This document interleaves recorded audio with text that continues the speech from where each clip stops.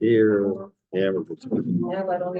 All right. Boker Tov, everybody. Hope you all have a nice Shavuot, nice Chag. It's good to see you all. Someone just made a speech that for I don't know what it was even at, but my Katzenbaum spoke that he's a student at Harvard. Yeah. And he spoke against Harvard. But I'm just, it's just like, I'm gonna, anyone's interested in it, it's absolutely. If you want, send it to me and I'll put it in the group. Okay, it's absolutely. Okay, good. Thank you. So you know, the Harvard graduates are in trouble. He Oh. really. I know that. Okay, Boker Tov again, the Easter Chag Sameach. Nice to see everybody. We're going to go on to the next Mishnah, which is Pirke Bet, chapter 2. It's either Mishnah 7 or 8, depends on your printing. And it starts with the words, Hu haya omer, marbe basar. Yes, thank you very much. We learned the Ilin Yishmat, Avigdor Chayavram, Ben Meir Tzvi Rachalea, Shamash Devan Aliyah. This Mishnah will take a number of statements, a number of things that we have desires for in this world, say how they can turn out to not end very well, and things that we should have desire for and how they can end up and turn out very well. Okay, so that's the kind of the contrast here. But I just want to read to you. Should have brought my other glasses, but that's okay. There's an introduction to this Mishnah from Me'am Loez. I mentioned him a few times in here. I wrote a Perush, a commentary on most of Tanakh and also on all kinds of other books, and especially on Pirke Avot. Wrote it originally in Ladino.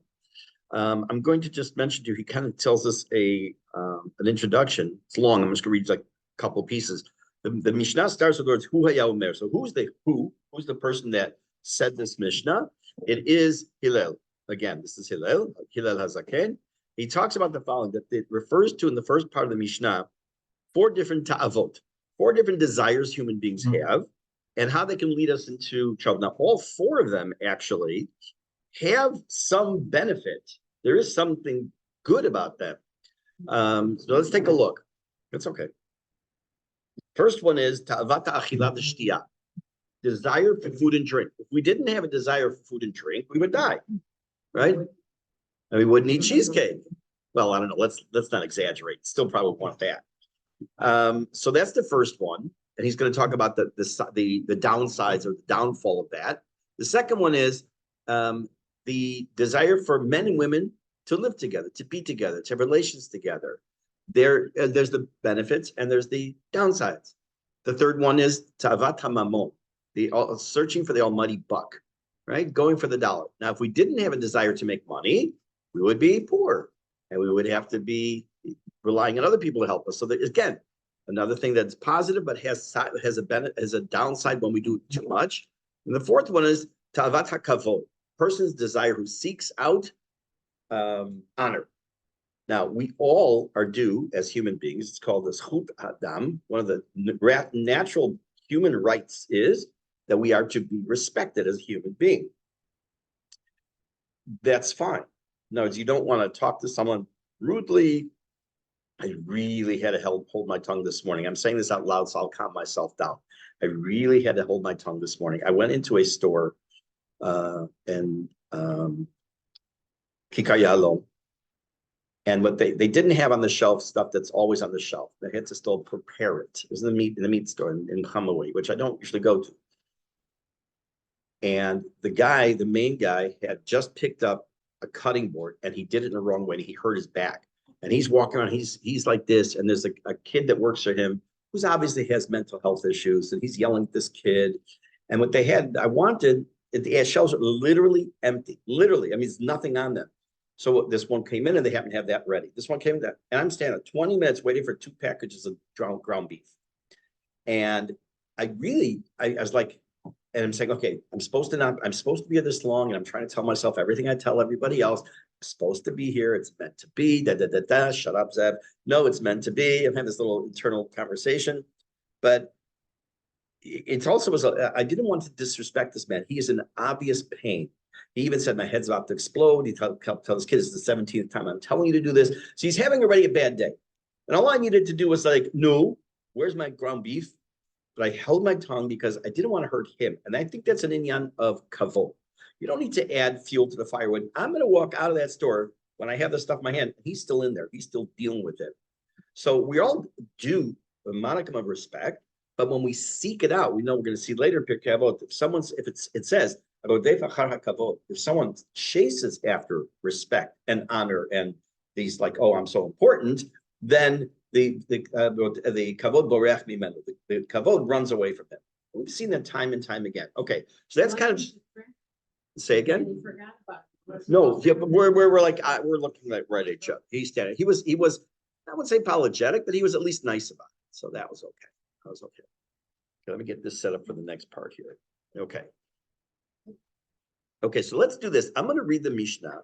I'm going to just read and translate, and then we're going to go back and pick up some of this information. Yes, it's chapter 2. It's going to start with the words that he said, if you have too much meat, chapter 2. Here, right here. Yeah, you're right there. Okay. Okay.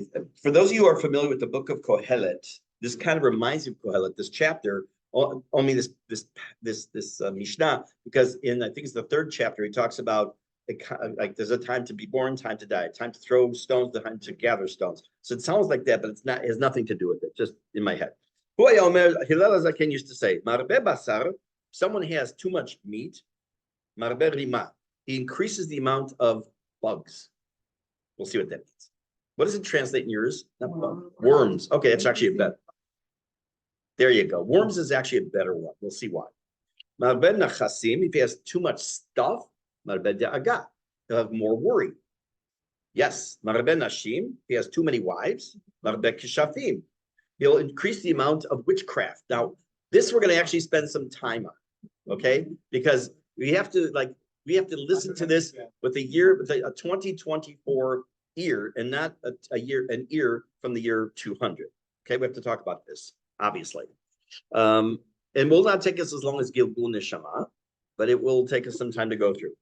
The more non-Jewish maidservants one has, he increases, I don't know how to say this the right way in English properly, licentiousness, lewdness, what? Immorality, okay.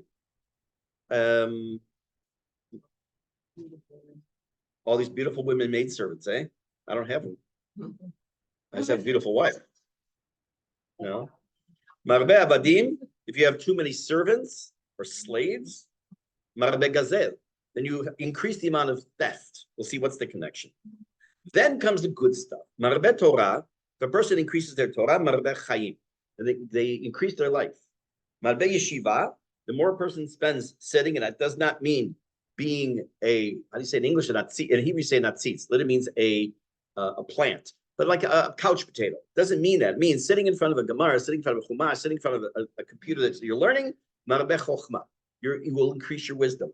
Marbe etzah, the more a person increases taking counsel with somebody else and doesn't just rely on their own ideas, marbe tuvuna, they get a better insight into life. And I think I might digress onto that today, maybe. We'll see. Was anyone here this past Shabbat to hear the former chief rabbi of the police speak at Pnei Shmuel? Because I'm thinking of using what he said somewhere else talk, but I might just share it because it fits in over here too. Kana Shem Tov, if a person acquired a good name, Kana le'atzmo, then what he did was he was able to acquire that for himself. Kana lo Marbet tzedakah, like I said, marbet tzedakah. Right. Yeah, I did go back now. I did skip. The more tzedakah a person gives, marbet shalom, he'll increase the amount of peace in the world. Why? What's the connection? A person who acquires a good name acquires it for himself. Kanalo divrei Torah, but if a person acquires divrei Torah, the words of Torah, and again, we'll have to see what this means, but that won't be today. Kanalo chayei ha'olam haba. He will then acquire the next world, the world to come. Okay. So the first half of the Mishnah obviously is quite negative, but it's not negative, it's actually quite positive. How am I going to spin this? Because again, if we don't have if Hashem didn't give us a natural appetite to eat, the fact that we get hungry, we could really have some serious problems, some health issues. So it's good that we have that, but at the same time, we have to make sure that all these four things, whether it is the idea of food, women, money, kavod, they have to be in moderation. It has to be a certain amount of kulot, or a certain amount of, they're mugbal. They are mugbal. No. How do you say? Limited. Thank you. They have to be limited. So we're going to go one at a time here. We're going to talk about marbeh basar, marbeh tola, marbeh rima. The more meat, the more tolaim. So for those of you who might get a little grossed out easily, you might want to close your ears for a couple of seconds. First, we know this part is not the gross part. But first, we know that overeating, and I'm telling this myself, overeating is not healthy. We know that because what it does is it causes us to have health problems. I forgot one thing here on my computer. I'll just take care of that. Pin. Okay. We have health problems. But what happens after a person passes away? When a person passes away, there are three things that happen to the individual in Judaic thought. What's called chibut hakever, and there's also other kinds of things that I don't want to go into details right now, except for that which applies to us. We know that when a person passes away, the body decays in the ground. That's assisted by various living organisms that attack the body in the grave. The more a person has, the more meat they have on their body, the more food they become for that organic substance. I'm trying to make this nice and without too gross. So that's the literal meaning. But it means something else. And I think I didn't see this. I thought of this in my own, and I think that it really does come out here. It's also a metaphor. The metaphor being, why mention rima? Why is it mentioned, what do we say, worms or maggots? Yeah. Why say that? Every organic item somehow needs nourishment. Okay. And first of all, we accept the fact that Hashem provides for everyone to their need. It says, Hashem provides for every living creature, whether it's us or the mosquito that bit me the other day. You don't have to feed him next time. Or if it's the animals that are running wild, but Hashem provides all the nourishment. Doesn't mean we get all what we need. We get what we need as far as Hashem is concerned, but that's a different story.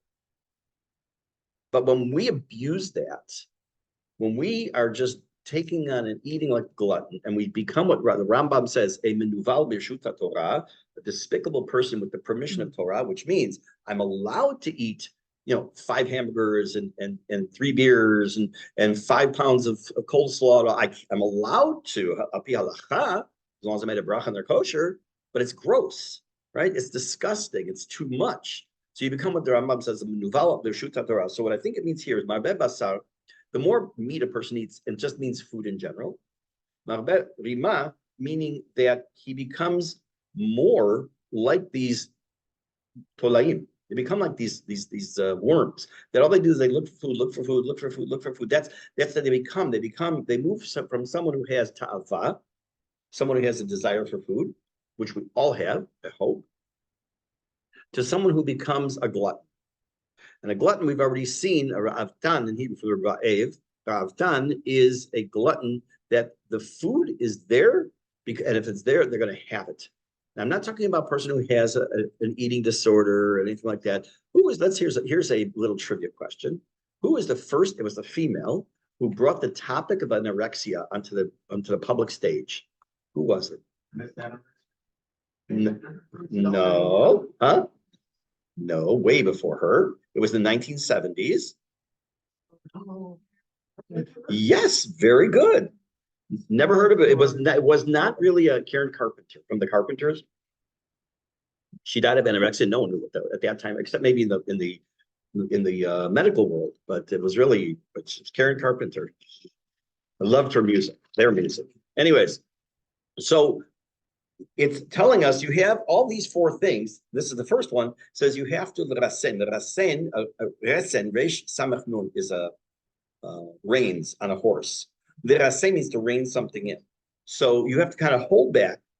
There is a concept we know, talked about before, of something called a ta'anit, a ta'anit or a fast. That's not necessarily you don't eat. It's when you eat and you still want to eat something more and you don't.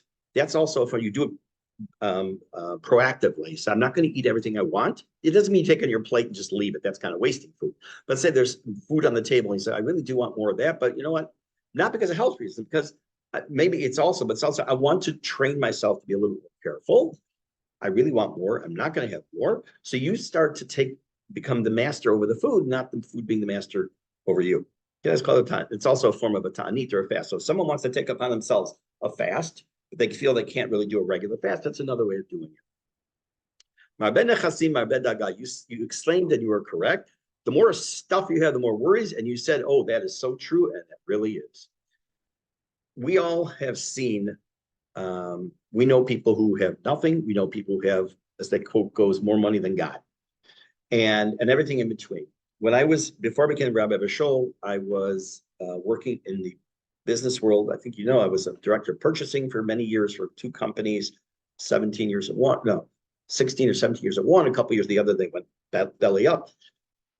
And I sometimes was jealous of the line workers, the guys who just took the stuff, the board, they put the pieces on, they put it on the machine and then it would shrink wrap, then cut it up and put it in a pile. Because as soon as they went to the last chop and the bell at 3:30 went off, they're done. They have no worries at all. And they go home, they have their, I'm not making this up. As I know, I've mentioned this before. They sit there, they drink their paycheck. They go, they buy their drink, and they sit there, they have their beers, 24 beers in a weekend. I don't know how a person can physically do that. I know people do more than that. It's also gross, but they have no worries. A person who about that, right, wait, I'm getting there. So now it's okay, good. I like the participation.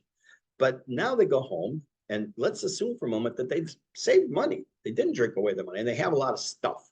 So they have different worries now. What if this happens? I have to make sure if someone's a day trader, I did some day, what that means, to trade like whether futures or stocks or anything. So I did some day trading for a year or so, and like it's a hobby. And you want to close out your position at the end of the day. You want to sell if you don't want to have any open positions overnight. And it's not like you had a lot of nechassim, a lot of stuff, but I put some money into the market and I want to play with it. And like, oh, man, that's all I could think about. And I was focused on that. But okay, what happened here now? Okay, go back to what I'm supposed to do. No, what happened here? That's just one little tiny sliver. But when you have a lot of fortune, a lot of things, you have a lot more to lose. A person and by the way, that's not bad. Let's say a person owns a company. They own a multi-million-dollar company. So their worries in life are very different than my worries in life. I don't have to worry about making payroll. I don't have to worry about being sued because a worker got hurt on the job. I don't have to worry about a bottom line or a board of directors. I have my own, I can run my own life, more or less. But the more things you have doesn't just mean physical things, it does, but I'm saying more responsibility also. Responsibility is also a big thing because what is this expression from Sparta? With great power comes great responsibility, right? So there's there you go, Spider-Man right there, quoting a Rishon or Nachum, I'm not sure which it is. So he's telling us that. So you have so many more worries, and it also causes anxiety, causes lack of sleep, it causes all kinds of problems. So the question might be like, well, so therefore is Hillel telling us be a minimalist? Don't have too much stuff. So you need to have things that make you comfortable in your life. You need to have things. Now, the expression is the life that a person become accustomed to. Would it be, I don't want, but it'd be cool to have a jacuzzi. I hate jacuzzis, but let's just assume I could buy a jacuzzi if I wanted to, right? Put it in somewhere. I don't know where I put it. Put it outside in this day heat. It's going to be all the water will evaporate in 15 minits. Yes, I would, of course. Yes. But would it change? You know what? If I buy one, I'll make sure I'll consult. That's I would have thought, but you're right about a cover. Probably I'd rather indoors though. No? Outdoors looking at the desert, right? So I'd have to build on, and then it's going to bother Elena. It's like, and you're gonna hear it. Yeah, yeah. So that's why I'm not doing it. That's the only reason I'm not doing it, because I'm like try to be a good neighbor. But if I wanted to, I could. Would it change my lifestyle? Would it add worries to my life? It wouldn't really add any worries, because it's going to have any. A kid could fall in there, God forbid, or was it going to have bacteria growing in there? But it wouldn't be something I'd be sitting there all day going, oh, I hope this happens. I hope this doesn't happen. No. But on the other hand, if I decided, and I don't have the money to do this, but if I decided I'm going to buy 2 buildings in the new buildings, I'm going to buy all the apartments up. Okay, I'm going to buy them all up. And then what now? What happens to my worry level? Am I going to find people to rent it? There'll be problems with the plumbing. Yes. Are there be problem with the electricity? Yes. There'll be problem with the tiles. Yes. There'll be problem with the kablan. Yes. So I know already up front I'm going to have all these problems. Why do we accumulate wealth though? Why do we? Is there anything wrong with it? There's nothing wrong with someone saying I want to make more money. There's nothing wrong with it. Oh, wait a minute. What about lo tachmo? Nothing to do with lo tachmo. You are allowed to want to get to better yourself in life, to have a bigger place, to have a nicer house, a nicer car, more money. First, it has to also keep in mind what's your motivation. If it's I don't want to like slap the face of everyone of Hussars, but if it's the Hussars motivation because my neighbor went on 3 vacations this year, I have to go on 4, or their car costs $80,000, mine has to cost $90,000, or they made a wedding, there was 100, I told you this, right? I did a wedding, the flowers were $75,000 of flowers, so I have to make an $80,000 flower wedding. That's poor, terrible, horrific motivation. But if it's I want to have a little bit more security, I want to provide for my children, I want to have a little bit more comfortable, be more comfortable. That's all fine. That's good. So if you're just amassing wealth to have more stuff, to have more money, to have more money in the bank, just stam, that's a really poor attitude. It's really bad. And yes, you're going to increase your dagot, your worries. If it's ensuring your future, that's wonderful. But it has to be for the right reason. Because a person can say, like, okay, I'm going to ensure my future, but yeah, look at all this money. I'm just rolling in the dough now. Again, what do you want to do with your money? It says, we don't take it with us. The money stays here in this world. All we take with our mitzvot and our masim tovim. Mitzvot we did, the good deeds we did, that's what accompanies a person after 120 years. The Torah, all that stuff. Money, no matter how much you have, no matter what the ancient Egyptians thought, they buried the coins and things with their mummies. I should say their daddies, but that would be a bad joke, so I won't say that. Never would say that. So it depends on your motivation. You're going to say something. Can't just be that, just a warning, just letting you know, just sort of life advice. Yes, absolutely. It's not, bad or good. Absolutely. Correct. Now, I think your perspective is probably not only just the correct, but the best perspective of this first half of the Mishnah. It's not telling you, oh, this if you did this, oh, watch out. It's like, listen, I want to give you some advice. I think that's a great approach. If you do this, that could happen. You do this, that could happen. Yes. The quote, but in the Torah, when the Israelites were in the desert, there came a time when they came to Moshe and said, "We want meat." Yes. Where are the flesh pots of Egypt? Yes. Yeah. I'll give you meat until it comes out of your nose. So it comes out your nose. It says, we remember all this, the watermelon and the zucchinis and the cucumbers that we ate for free. It was so great in Auschwitz. Huh? Again, I don't know. But they said, we want meat, right? And then Moshe gets in trouble. Hashem, he turns to Hashem and said, may I and the basar, from where are I going to get all this meat? And Hashem said, basically, who are you talking to? I'm God. I can do whatever I want. Hayad Hashem tiksar, the hand of God going to be shortened. I can do whatever I want. So it says you're not going to get it for a day. You're not going to get it. You're going to get it for a month until the meat starts coming out your nose. Right. That must have been a pretty sight. Yes. But that was to teach them, I think, not only that God is all powerful. Mm-hmm. They should keep their wants within a certain. So let me ask you a question. I think they asked properly. They asked improperly for something that was a proper request. Yeah. Right? There was nothing, I don't think there was anything wrong with them asking for meat. I mean, how it was asked for, right? And I think that the response of God was like, it was gluttonous. Yeah, yes, yeah. And it was also lack of faith, a lot of stuff, correct. Okay. Marbe nashim, marbe kshafi. Should I just leave that and skip that? No. No. Okay. So first I want to read to you, I have it translated into English. Hold on, I put it here on my screen. There's a man, brilliant man named Avigdor Shanan, Shin Nun Aleph Nun Sofid. I heard him speak many years ago when I came on a trip with a group of rabbis, and I really didn't know who he was. And the person who was like our group leader was extolling how wonderful he is. And he was fabulous. And I forgot about him. Now, down as you walk towards Bnei Shmuel, there's a little ledge where people leave books and things. So there was a brand new Pirke Avot commentary by Rav Darshanat. So I thought, okay, I'll pick it up. And I've learned quite a bit from him over the years. It was a few years ago I found it. And if someone here left it there, thank you. And used him sometimes for this class. I'm going to read the introduction to this line. He says as follows. And I did this to Google Translate, not from my head. So if there's a little weird stuff, sorry.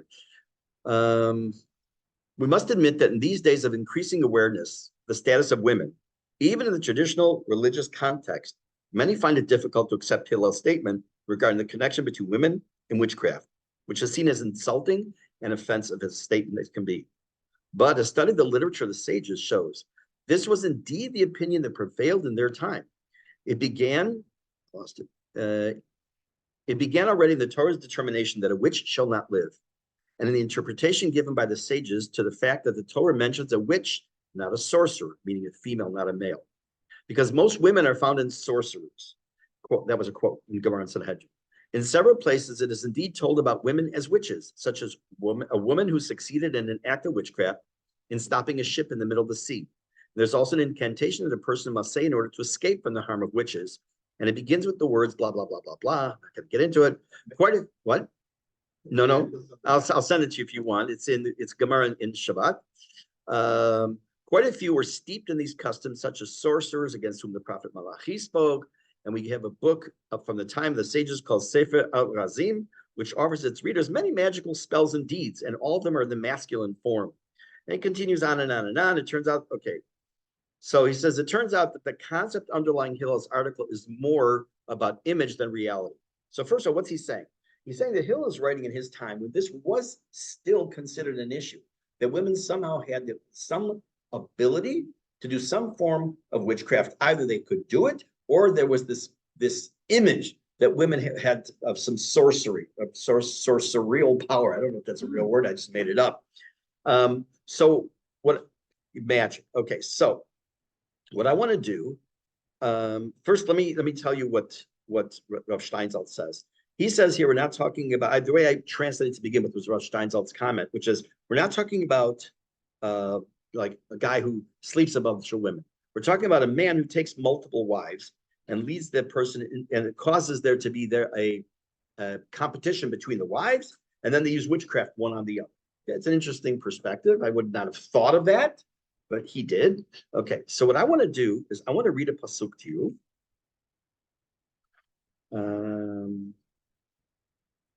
Yeah, so I'm going to mention that right now before we get into this pasuk. Actually, I should do that on my phone. There's a story, a narrative in Sefer Shmuel. Just call this up while I do this. A second, sorry, should have this in front of me. Name. Search. No.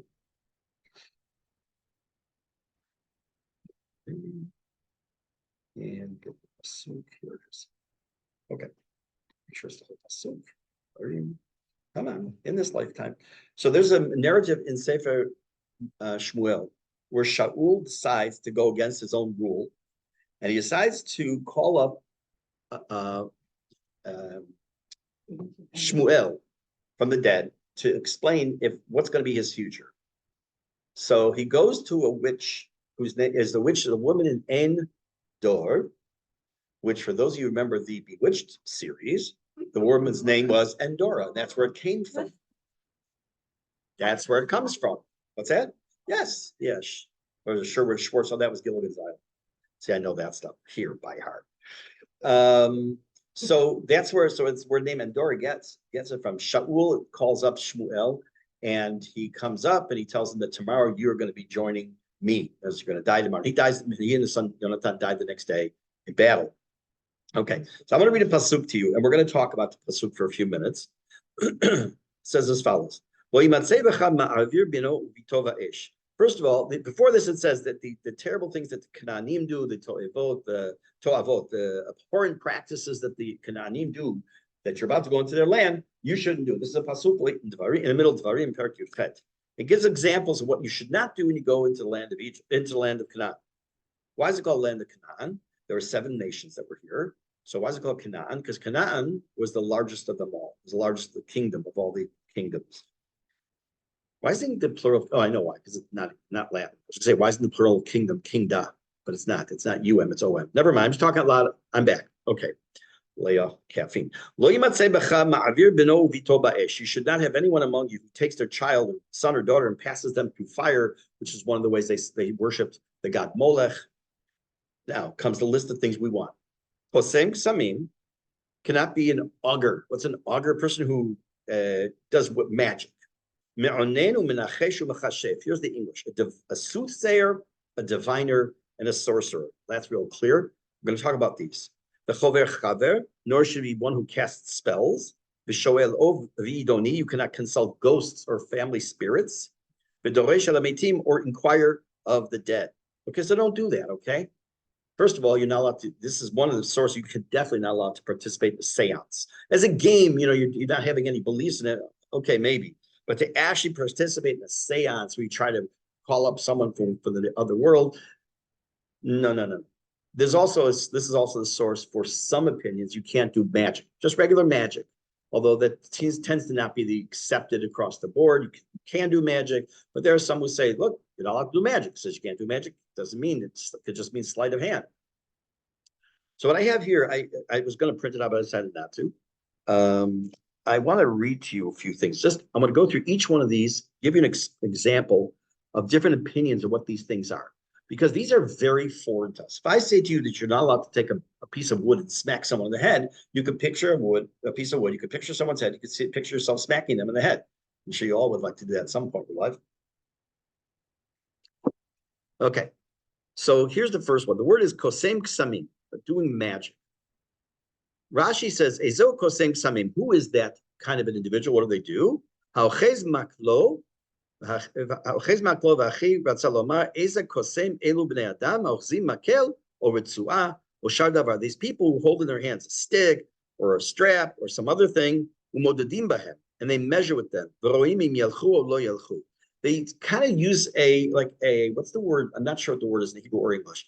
Not just a sign, but say, okay, if I throw this up in the air and I catch it like this, and most of the stick is here, then it's a sign I should stay home. Most of the stick is above, then I should, there's a word for it. I don't remember what it's, not divination.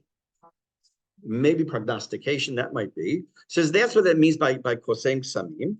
Gives another example. Yesh b'nei adam, kishiyotzim laderech. There are some people who, now where's the word kosem ksamim? What's the word, what are ksamim in Hebrew, do you know? If you go to a wedding and you got something stuck in your tooth, it's a toothpick. It's a little teeny piece of wood. Okay, so what does that have to do with this? Listen to this. Another opinion. Yesh b'nei adam kishiyotzim laderech. Some people who leave, go on a trip. Lokchim ksamim me'etz. They take little pieces of wood, toothpicks. Umekalpin otam mitzad echad mitzad acher. They bend it or roll it from one side to another. Manichin et haklipa. They rub off whatever the cover of that piece of wood is. Lokech hakisam. They take the stick from inside. V'zov kol haaretz. They throw it on the ground. Ima klipa lamala. If the cover is up, zeu ish v'achakach zor kisam acheret im machsof alavan lamala amar ze isha. He says, well, if it faces up, it represents a man. If it faces down, it represents a woman. And based on that, I should go to see this person or this woman. Okay, that's nuts. Okay, so that's monen. That kosem. So what's the own name? There's some who say this is the Gemara in Sanhedrin. He closes his eyes or holds his eyes. What does that mean? It has to do with the word for eye. The person who investigates hours, meaning שעה זו יפה לצאת ומאונן לשון עונה. He said the word עונה or onen can also have to do with the ona. Ona means season. And he says, the person says, okay, this is an auspicious week. I'm going to Yerushalayim today, Bezrat Hashem, after class. I said, if I take the 9:45 bus or the 10 o'clock bus, well, the 10 o'clock bus is the most auspicious because the sun will be in this position and Saturn is going to be here. No. Okay. Rabbeinu Bachya says as follows. Those of you who take let's sneeze. Thank you. I don't even know that we think of Thank you. anything like that today. No, well, no, but there are things where we do play games with ourselves sometimes, Right. which is something similar to what Yonatan did when he broke away from Shaul to decide whether he's going to go to fight or not. And he had the bad guys, the Plishtim, are on top of a hill, and he says, if they call me up there, then I'm going to win. If they tell me we're coming down there, then I'm going to lose. And the whole question of how do he use these kind of thing to make that kind of decision. So sometimes we could say, well, look, I'm going to open the door, and if the hallway's clear, it means I should go out the house, and I mean making some stupid thing up. Okay, yeah, right. Okay, so now the Rabbeinu Bachya, I was saying, we learned about him in he's part of the Golden Age of Spain. But that. So what pushed it to Pharaoh is that. What did he do? Which thing? Is that okay?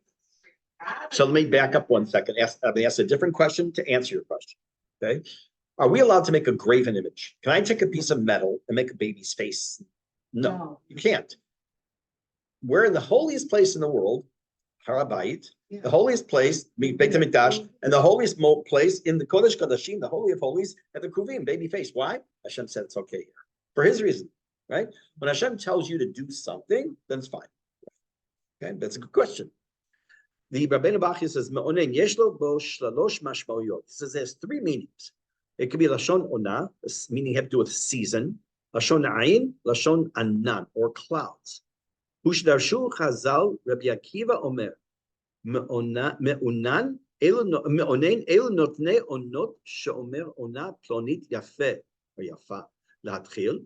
החכמים אומרים אלו אוחזי העיניים, ויש שפירש מאונן שהוא מביט בעננים. In other words, he mentions the people, some with their eyes, some people with the seasons, it's the right time to do, or others say it means literally the word anan, looking at the clouds and that has a shape of that, it must mean that I should do this. Okay.